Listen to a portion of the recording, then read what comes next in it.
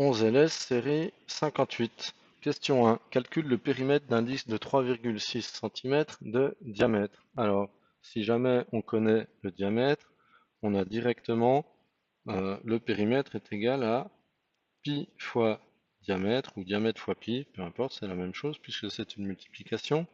Si on prend pi égale 3, ben, ça nous donne 3 fois le diamètre 3,6. Et donc le périmètre sera environ égal à 10,8 cm. C'est une longueur, donc centimètres. Question 2. Quel est l'aire d'un triangle dont la base mesure 4 mètres et la hauteur le triple de la base? Alors, l'aire d'un triangle, c'est base fois hauteur divisé par 2. Ici, la base mesure 4. Si la hauteur, c'est le triple de la base, donc 12. 3 fois 4. On divise par 2. Avant de calculer, on peut simplifier 4 et 2, par exemple. Donc, il nous reste 2. Ou alors, on aurait pu aussi simplifier avec 12. Dans les deux cas, à la fin, on aura 24 mètres carrés. C'est une surface, donc mètres carrés.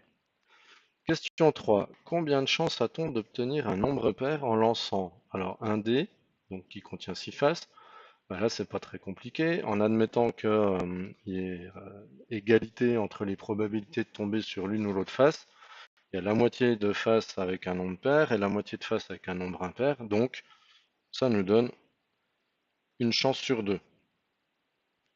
Et puis, si on lance 2 dés et qu'on considère la somme des 2 dés, ben, ça va être la même chose, une chance sur 2, puisque, ben, à nouveau, on a une alternance entre résultats pairs et résultats impairs avec une égalité des chances, donc une chance sur 2.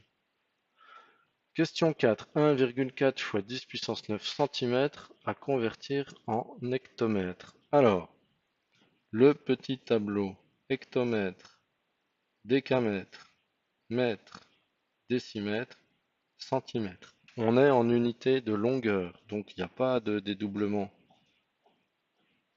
des colonnes. Et on s'aperçoit que si on veut passer des centimètres aux hectomètres, on doit reculer entre guillemets de 1, 2, 3, 4 unités. Ce qui revient donc à décaler la virgule de 4 crans ou de diminuer la puissance de 10 de 4. Donc, on va obtenir 1,4 fois 10 puissance 5, puisque ça revient à enlever en fait 4 zéros. Pareil, déplacement de virgule. Question 5. Calcule l'aire de cette figure en prenant pi égale 3. Alors l'aire de cette figure, vous voyez la partie grisée qui est comprise entre le petit cercle et le grand cercle, ben, ça va être justement la différence.